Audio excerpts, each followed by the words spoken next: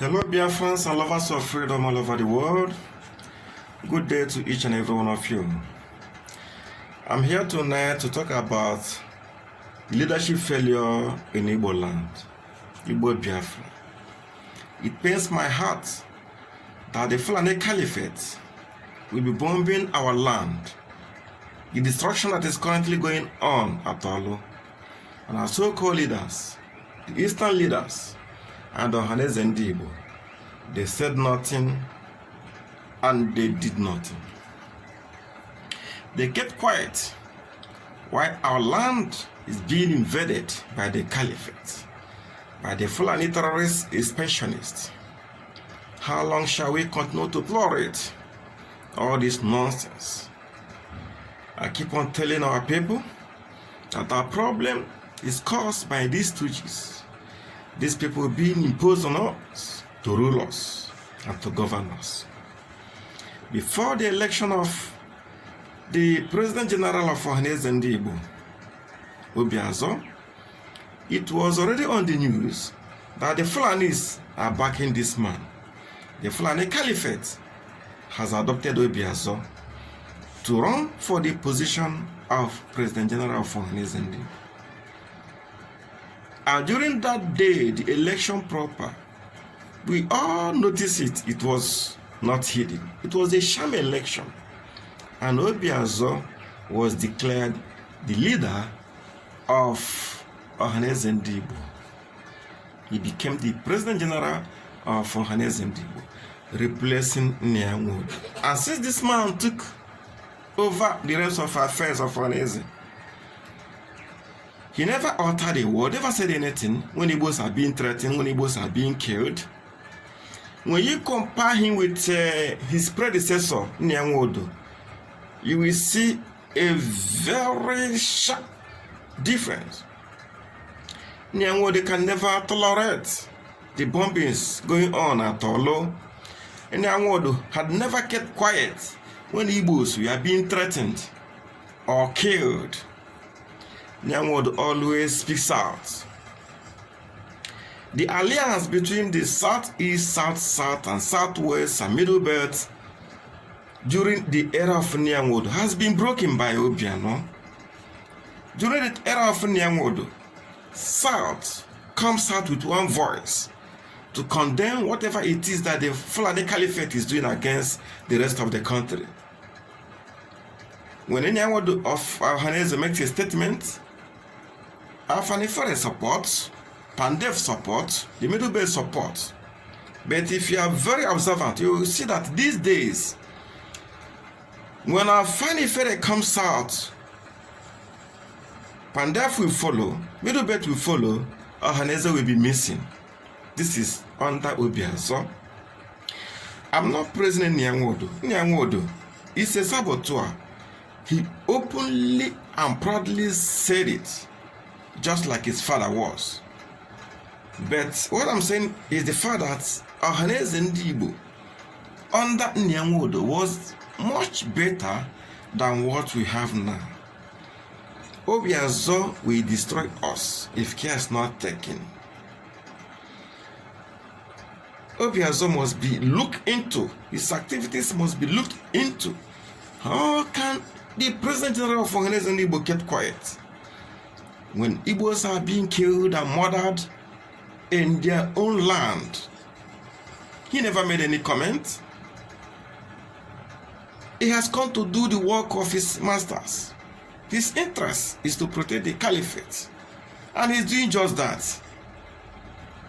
The Eastern governors never uttered a word when their land is being destroyed. I don't expect the governor of Imo State to say anything, because he is a high court, he is a court governor, a federal high court governor. The court put him in place. A man that came forth during the elections was made the governor. The Fulanis put him there, so he will protect their interests. So I don't have any problem with that man. But what I know and what I'm assuring our people is that by the time we shall rise up to bless these people, because every man, every woman must receive his or her reward in due course of the time. By the time we bless them, all these saboteurs, all these stooges, all these people who are being used to punish our people, by the time we come to bless him, let us not forget that we will also bless their children and their children's children.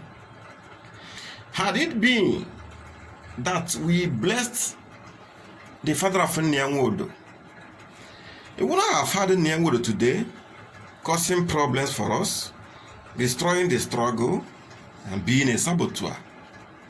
So this time around, let us remember that when the time to bless him arrives, we will also bless his children and possibly his children's children. All of them will be blessed. And when I say we will bless them, we know what it means to bless them.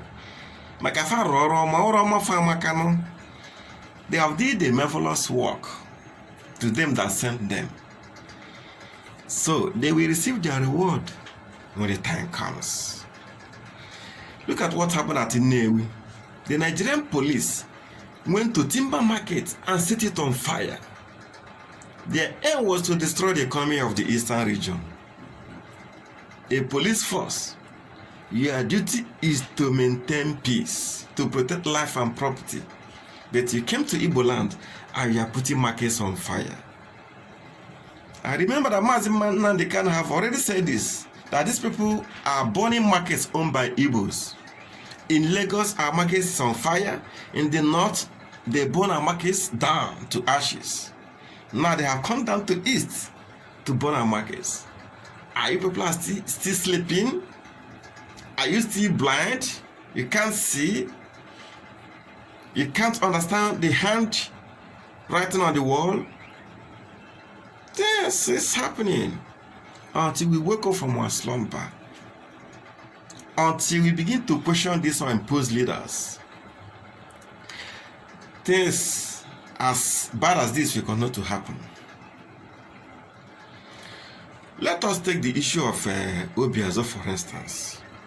Ahmadike have banned Ohaneze.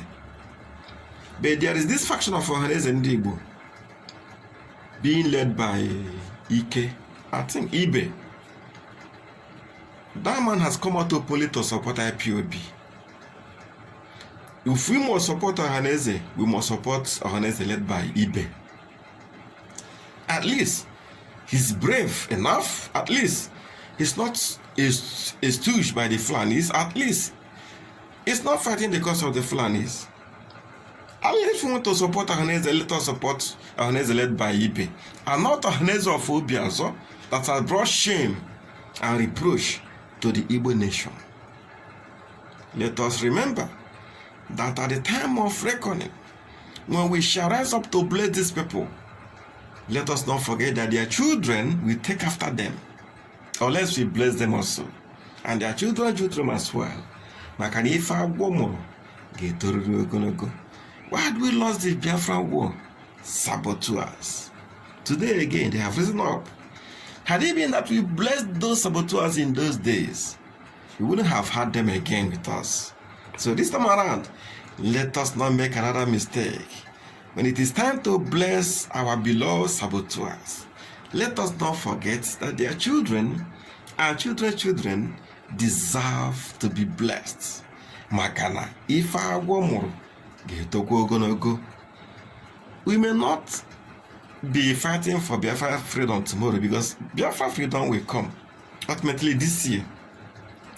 But there are many struggles in life. So if we didn't stop them now, tomorrow they will rise up.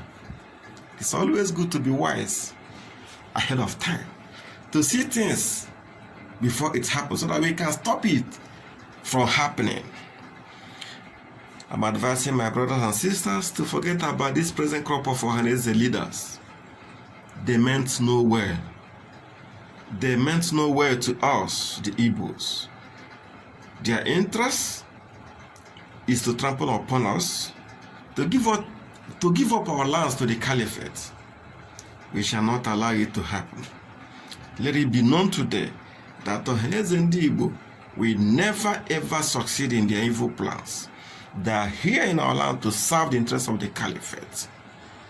And their aim is 2023 presidents. And I ask, when you have lost a lot of your people, properties destroyed, and you're hoping on Igbo presidency, what will Igbo presidency benefit the Igbo man? If Obasanjo's 8 years not benefit the Yorubas, Jonathan's 8 years, 6 years not benefit the I don't hate to call it Middle Niger Delta or South. Let's say even Bayelsa, even Otuke, I think his hometown is Otuke. They got nothing from the man's presidency of 6 years. How then will Igbo presidency help Igbo people? It will not. It will never.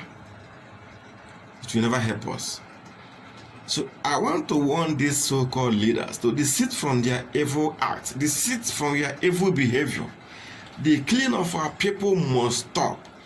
Destruction of lives and properties must stop. Handing over our ancestral land to the caliphate must stop. Stop from this evil, because a day of reckoning is coming, and none of you will go scot-free. That I can assure you. So, if you are wise, repent now and confess. Then all those lands you are giving out, return them, and we'll forgive you and move on with you. God bless you, Biafrans. Thank you.